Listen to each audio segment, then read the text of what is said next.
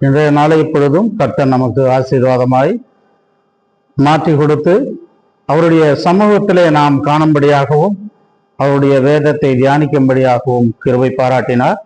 ஆகையால் கர்த்தரை நாம் ஸ்தோத்திரிக்க கடமைப்பட்டிருக்கிறோம்.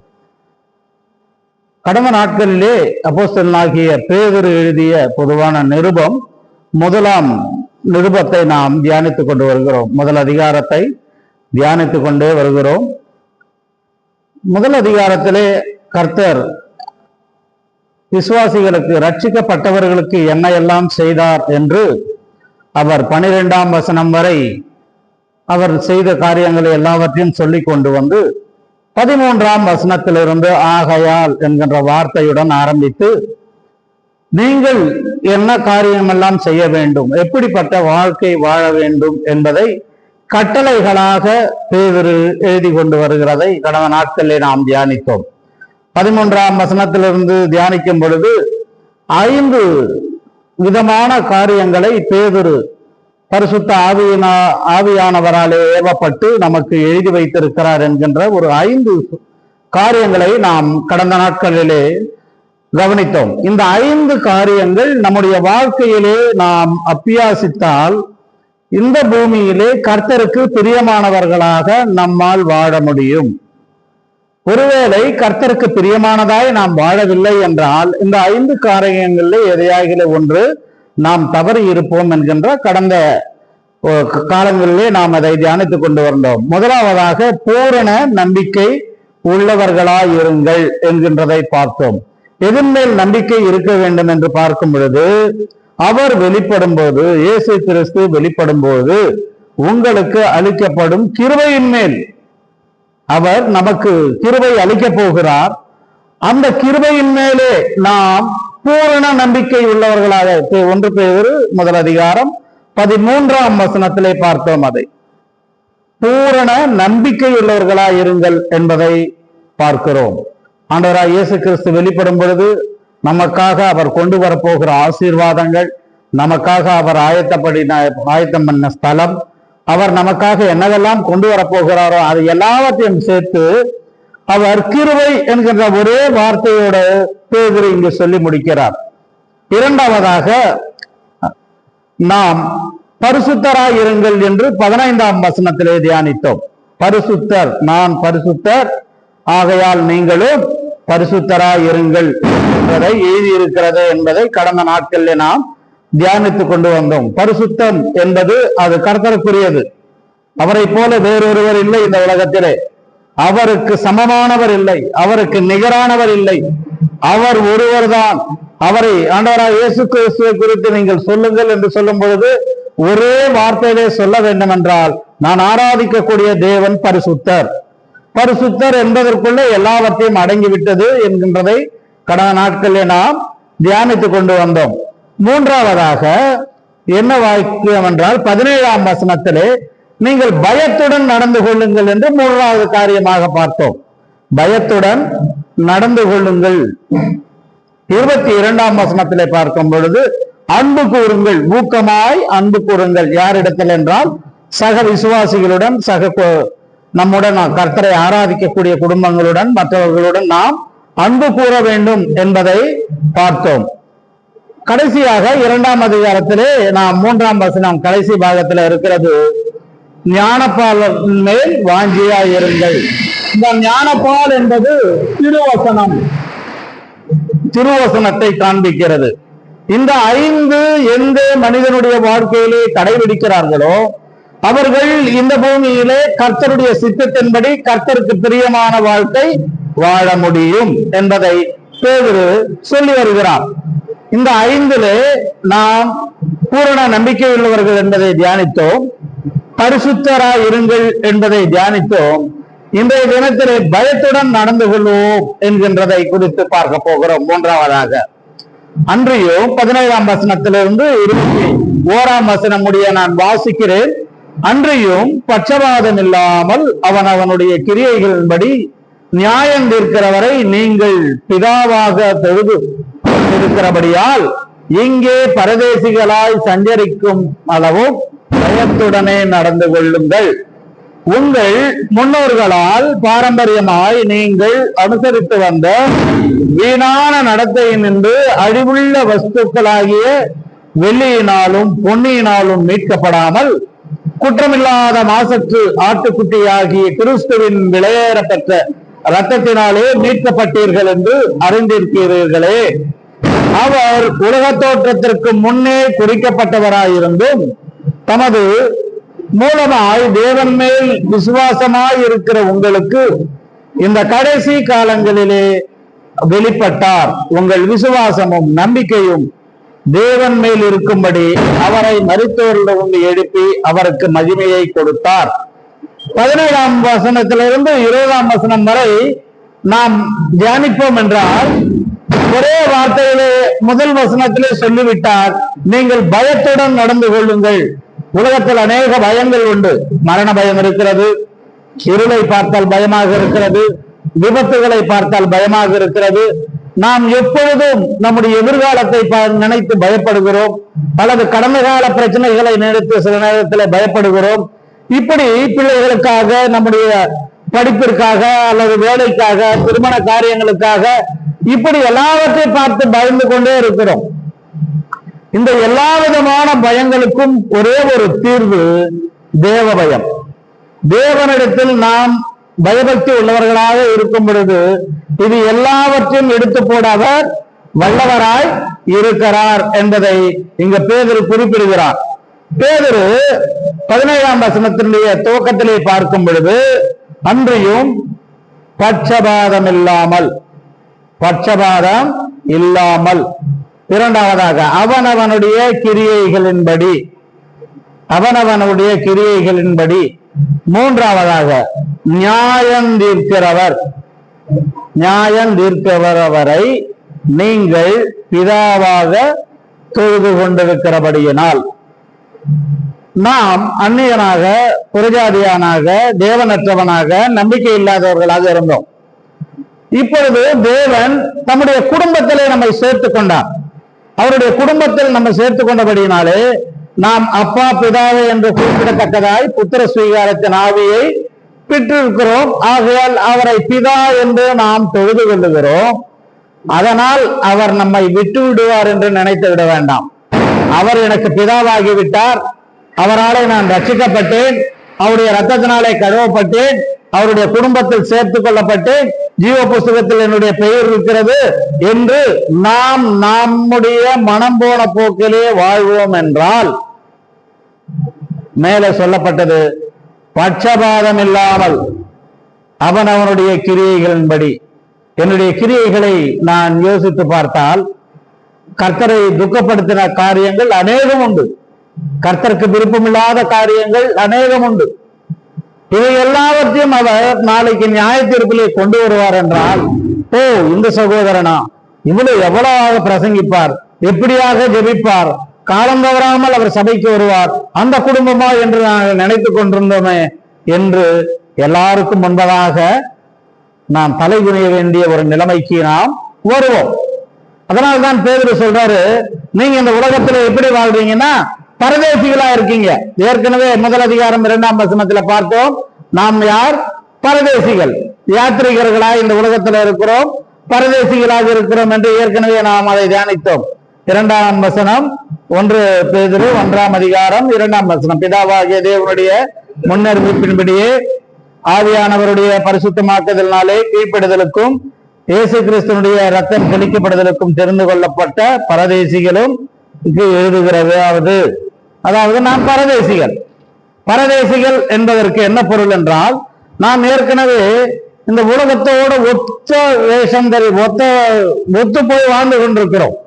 அந்த உலகத்தில் இருந்து ஆண்டவர் நம்மை பிரித்தெடுத்து உனக்கென்ற பரத்திலே ஒரு இடத்தை ஆயத்தம் பண்ணுகிறேன், இந்த உலகத்தில் நீர் வாழ்கிற வரை இந்த உலகத்திற்கு நீர் பரதேசி, இது உன்னுடைய நிலம் அல்ல, இது உனக்கு சொந்தமானதல்ல, உனக்கு பரலோகத்திலே நான் ஒரு ஸ்தலத்தை ஆயத்தம் பண்ணுகிறேன், நீ இந்த உலகத்தில் வாழ்கிற வரை பரதேசியாய் வாழ வேண்டும். பரதேசியாய் வாழ வேண்டும் என்றால் என் விருப்பத்தை போல நான் வாழக்கூடாது, என்னுடைய இச்சைகளுக்காக நான் வாழக்கூடாது, என்னுடைய இச்சைகள் என்னை வழிநடத்தக்கூடாது. கடந்த வாரத்திலே நாம் பார்க்கும்போது இந்த பரிசுத்தத்தை குறித்து நாம் பார்க்கும் பொழுது நம்மை வழிநடத்தினவைகள் எவை என்று 14:1-14 பார்த்தோம். நீங்கள் முன்னே உங்கள் அறியாமையினாலே கொண்டிருந்த இச்சைகளின்படி இனி நடவாமல், அதாவது நம்மை நடத்தினது இதுவரை நம்முடைய இச்சைகள். நம்முடைய இருதயத்தில் எதை தீர்மானிக்கிறோமோ அது சரி என்கிறோம், எதை ஆசைப்படுகிறோமோ அதை அடைய ஓடுகிறோம். இச்சைகள் தான் நம்மை வழிநடத்தினது. ஆனால் இந்த பரிசுத்த தேவனுக்குரிய பிள்ளைகளாக அவரை பிதாவாக ஏற்றுக்கொண்டிருக்கிற நாம் இனி இச்சைகளின்படி நடவாமல் நம்முடைய பிதாவுக்கு பயந்து,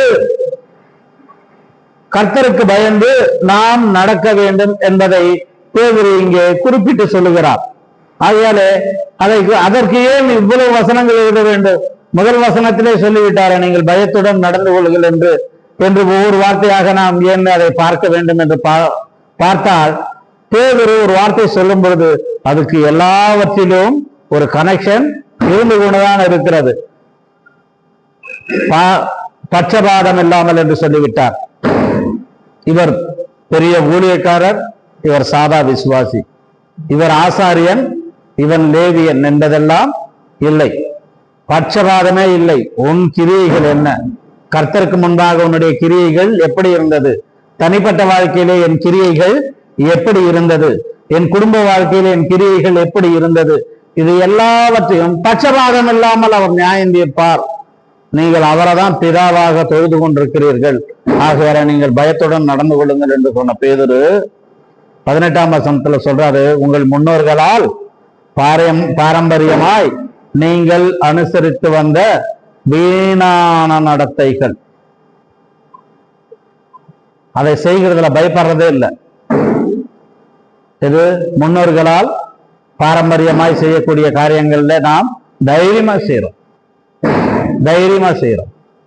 அவங்க நமக்கு முன்னோர்கள் வச்சுட்டு போனாங்க. என்னதான் நீ கிறிஸ்தவனானாலும் கர்த்தரை ஆராதித்தாலும் இதெல்லாம் எடுத்து போடணும் உங்க பைபிள் சொல்லியிருக்கா? இதெல்லாம் பங்கு பெறாதான்னு இந்த பைபிள் சொல்லியிருக்கா? இதெல்லாம் உங்க குடும்பத்துல செய்யக்கூடாதுன்னு பைபிள் சொல்லியிருக்கா? இப்படி எத்தனை பேர் நம்மை கேள்வி கேட்கிறார்கள்.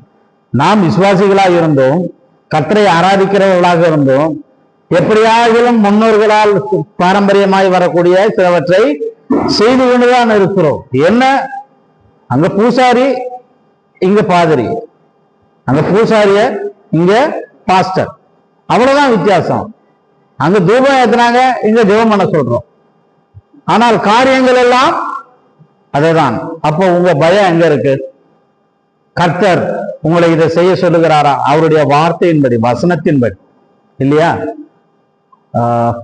பேதுரு எழுதிய 2ஆம் நிருபத்துல, பேதுரு எழுதிய 2ஆம் நிருபம் 1 அதிகாரத்துல 15ஆம் வசனத்திலிருந்து நாம் வாசித்து பார்ப்போம் என்றால், மேலும் நான் சென்று போன பின்பு இவைகளை நீங்கள் எப்பொழுதும் நினைத்து கொள்ள ஏதுவா இருக்கும்படி பிரயத்தனம் பண்ணுவேன். யார் சொல்றாரு? பேதுரு. கடந்து போகிறேன் என்றால் என்ன அர்த்தம்? இந்த உலகத்தை விட்டு நான் போவதற்கு முன்பு நீங்க இதெல்லாம் பிரயத்தனம் பண்ணணும், அதாவது அபியாசிக்கணும் என்பதை பொருள்.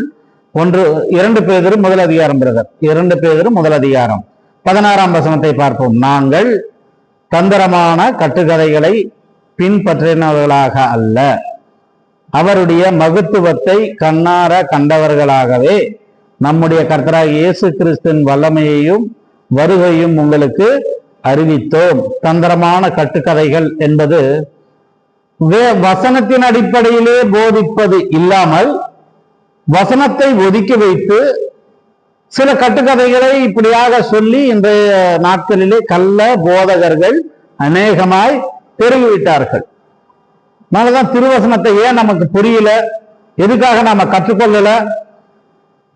அப்போ மேலே நின்று பிரசங்கிக்கக்கூடியவர்கள் எல்லாம் சரியாகத்தான் பிரசங்கிக்கிறார்களா என்பது வேதத்திலிருந்து நாம் பார்க்கணும். பெரையா சபையார் இதை செய்தார்கள். பெரையா சபையார் பவுலே பிரசங்கித்தாலும் இவர்கள் இப்படியாக இருக்கிறதா என்று அவர்கள் ஆராய்ந்து பார்த்தார்கள் என்று வேதத்தில் சொல்லப்படுது.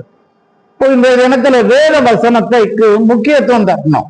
ஏன் வேத வசனத்துக்கு முக்கியத்துவம் தரணும்னா அடுத்த பாடத்துல நாம் அதை பார்ப்போம். அது திருவசனமாகிய பால் கலங்கம் இல்லாத பால் என்று சொன்னார் இல்லையா? அதாவது வேத வசனம் தான் நம்முடைய ஆகாரம், ஃபுட். அதை புசிக்கும் பொழுது மட்டும்தான் நாம் ஆவிக்குரிய ரீதியாக ஆரோக்கியமாக இருப்போம்.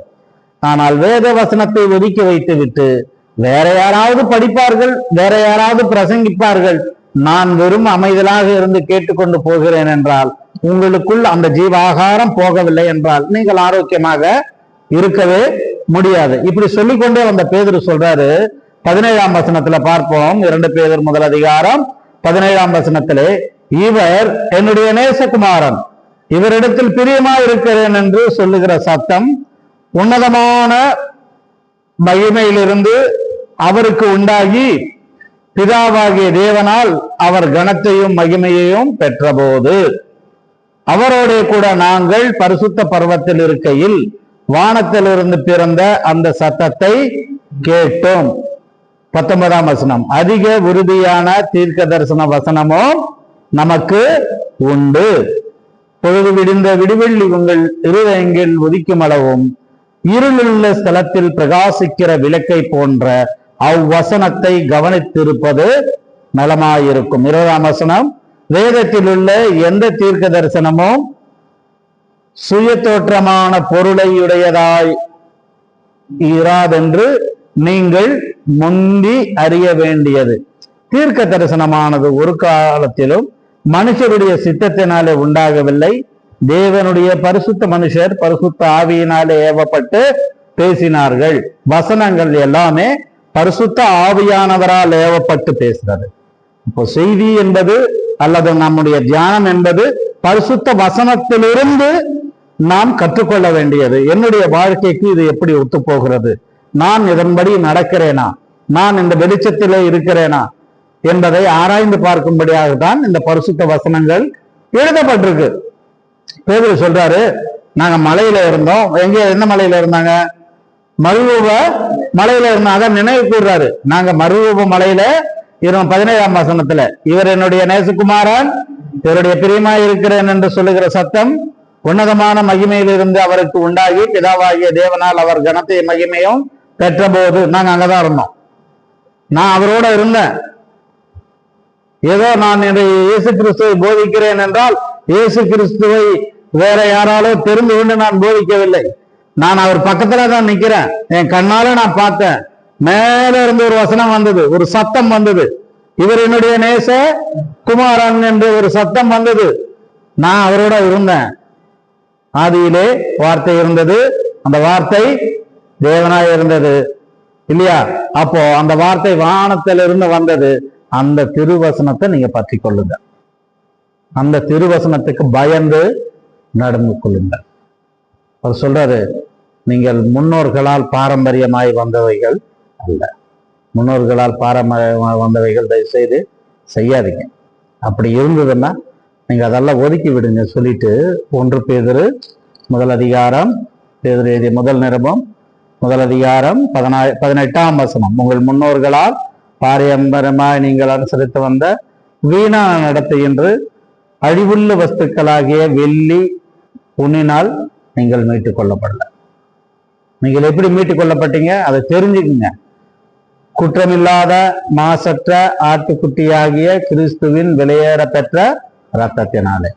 அப்போ அந்த விலையேற பெற்ற ரத்தம், மாசற்ற ரத்தம் எப்படி சிலுவையிலே நமக்காக சிந்தப்பட்டது என்று நீங்கள் உணர்ந்தீங்கன்னா அவருக்கு பயப்படுவீங்க. அவருக்கு பயப்படுவீங்க. இப்ப 20ஆம் வசனத்துல சொல்றாரு, அவர் உலக தோற்றத்துக்கு முன்னே குறிக்கப்பட்டவராய் இருந்து, எது, யார் அவரு?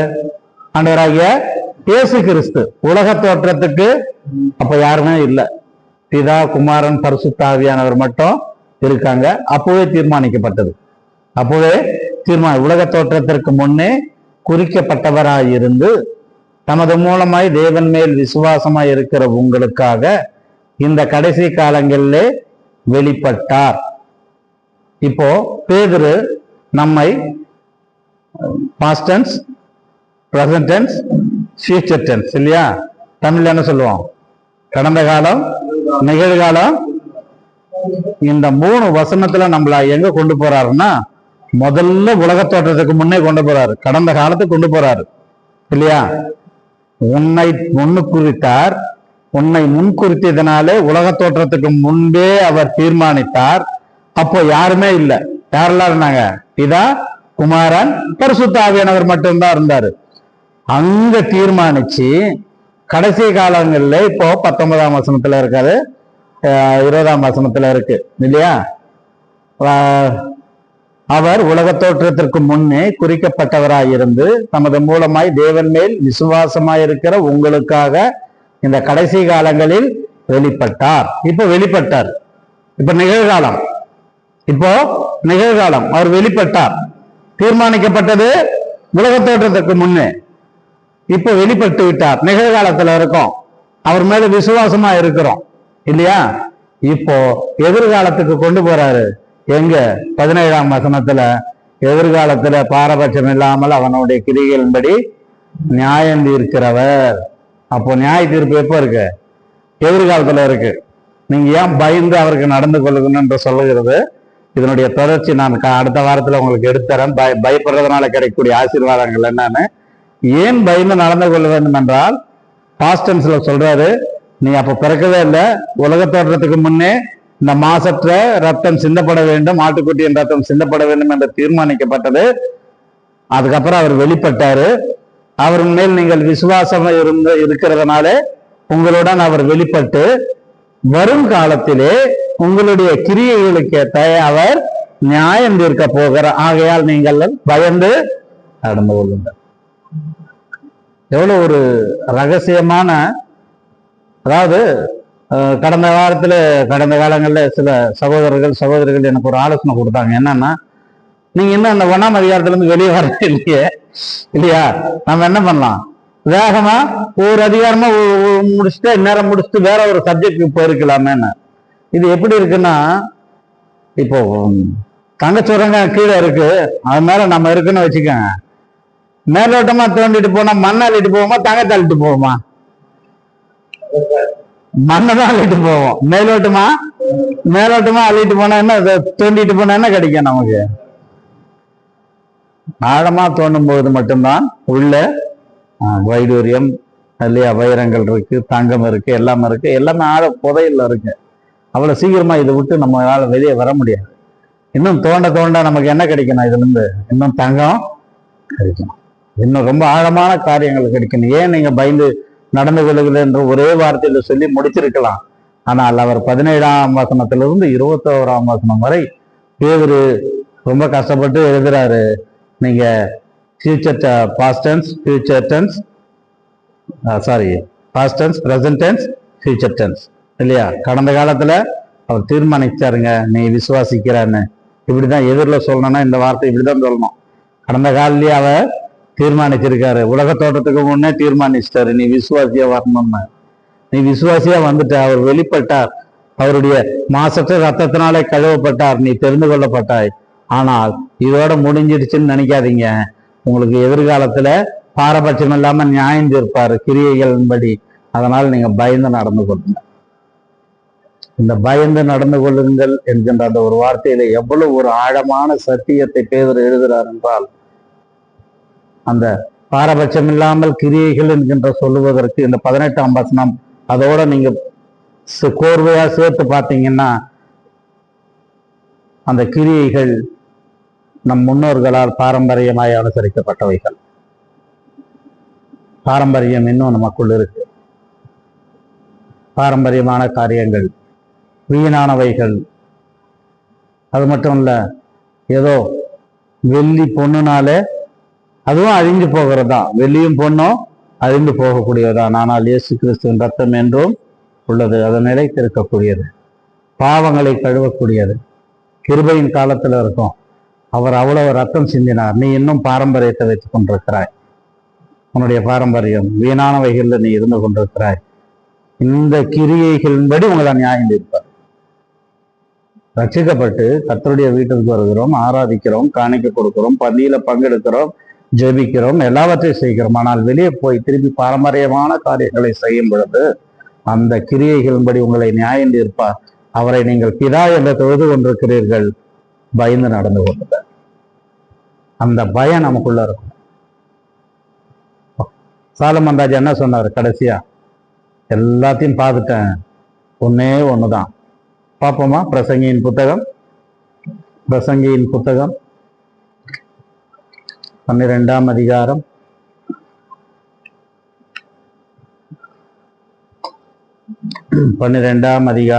13ஆம் வசனம்.